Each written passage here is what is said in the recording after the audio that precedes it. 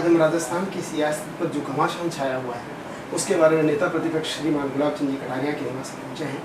अभी उनके साथ में मौजूद हैं, उनके साथ उनकी प्रतिक्रिया को हम जानेंगे। गुलाब जी साहब, क्या है कि ये जो कुछ भी कांग्रेस के अंतर्द्वंद का जो प्रकटीकरण हुआ है ये एक दिन में नहीं हुआ।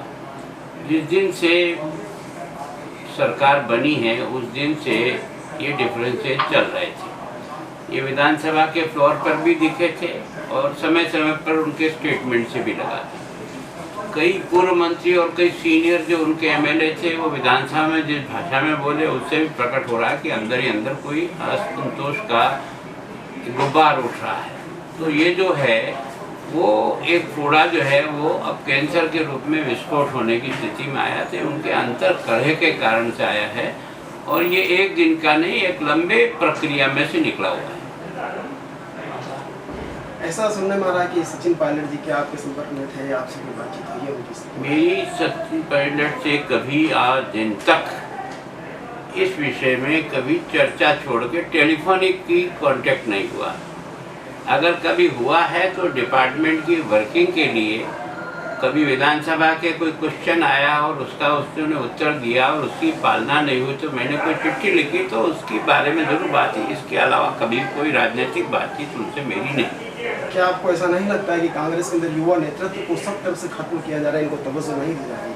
6 साल तक सचिन पायलट ढाणी ढाणी राजस्थान में घूमकर सरकार को स्थापित किया, इतनी सीटें लेके आए, उसके बारे में देखो निश्चित रूप से, क्योंकि मैं पिछली विधानसभा में भी सरकार में था, उस समय कांग्रेस घट करके केवल 21 सीटों पर आ गई थी। मुख्यमंत्री अशोक गहलोत भी उस हाउस में मेंबर थे, लेकिन उनका श्रीमुख कभी खुला ही नहीं। जनता की किसी समस्या के लिए सदन में उनका कोई योगदान हो, कुछ भी नहीं। इस व्यक्ति ने ईमानदारी से फील्ड में घूम करके उस मरी हुई कांग्रेस को जिंदा करने का जो भी प्रयत्न वो कर सकता था वो किया। इसको कोई राजस्थान का व्यक्ति नकार नहीं सकता, ये सच है।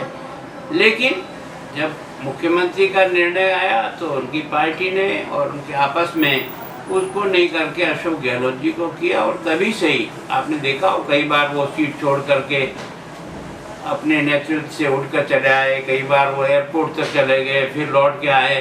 तो ये घमासान 1-2 दिन कई दिनों तक चला था और उसके कारण से उस दिन से लेकर के अब तक इसको शांत करने का प्रयास किया भी होगा, पर उसमें इनको सफलता नहीं मिली और दूरियां और बढ़ती।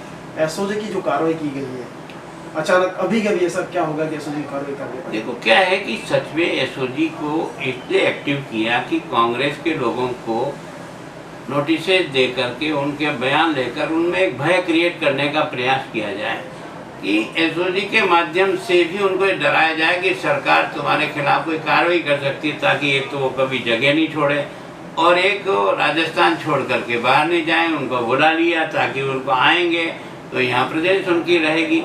अब एसओजी के नोटिस भी मिले तो दुर्भाग्य देखिए कि केवल और केवल कांग्रेस के लोगों को मिला, जबकि एसओजी के सामने बीजेपी के लोग होने चाहिए।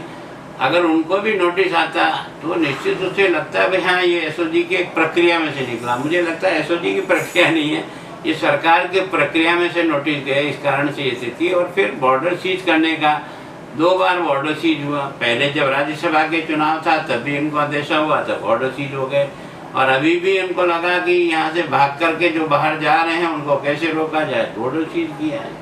अभी केंद्र सरकार ने जैसे अशोक गहलोत जो करीबी धर्मेंद्र राठौर, राजेश्वर अरोड़ा, उनके घर पर इनकम टैक्स की रेड हुई है, इसको आप किस बारे में देखते हैं कि केंद्र सरकार ने अपनी कार्रवाई शुरू कर? देखो मैं सोचता हूँ कि ये एक निरंतर प्रक्रिया है ना।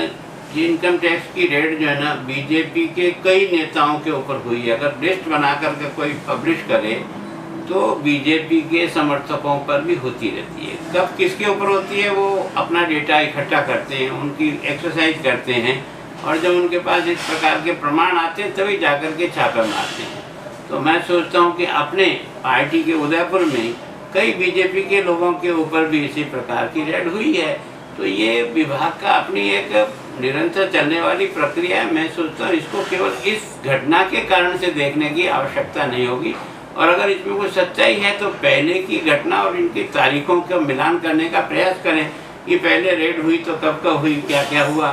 अगर ये हर समय राजनीतिक आधार पे हुई तो समझ में आ जाएगा राजनीति है, पर ये सामान्य प्रक्रिया में से हुई है तो इसको भी सामान्य प्रक्रिया में लेना चाहिए। अगर ऐसा लगता है कि सचिन पायलट अगर भाजपा में शामिल होते हैं तो क्या वसुंधरा राजे जी इसको स्वीकार कर पाएंगी, क्योंकि 40 विधायक अभी भी उनके पास है भाजपा के? देखो, मैं सोचता हूँ कि भाजपा में शरीक होना न होना ये कोई एक व्यक्ति तय नहीं करता है। भारतीय जनता पार्टी का अभी तक ये कल्चर है कि सब लोग मिलकर के तय करते हैं और चर्चा करके बात करते हैं। वो स्थिति आएगी तो मिलकर के उस पर सोचेंगे और जिसका भी पक्ष विपक्ष होगा उन सबको सुनने के बाद जो उचित लगेगा वो निर्णय करेंगे। अभी भी ऐसी खबर मिली गजेंद्र शेखावत को दिल्ली हाई कमान ने दिल्ली बुलाया है कि उनको इस चीज़ पर नजर रखें, तो इसको आप कैसे क्या देखते हैं? कि देखो, मैं सोचता हूँ कि पार्टी का अपना फंक्शन है। अगर कोई चीज़ घटना हो रही है राजस्थान की और उस घटना के ऊपर वो वहाँ के राजस्थान के मंत्री हैं तो स्वाभाविक रूप से उनकी ड्यूटी बनती है। अब जैसे मैं प्रतिपक्ष का नेता हूँ, जो हलचल मच रही है, मैं स्वयं भी थोड़ी देर के बाद मुझे भी जयपुर जाना पड़ेगा ताकि निगाह तो रखनी पड़ेगी। बिल्कुल। भाई साहब का बहुत बहुत धन्यवाद। धन्यवाद आपका। हाँ, बोलो। द कलर्स 18 उदयपुर न्यूज़ को सब्सक्राइब करें और हमेशा अपडेट रहिए।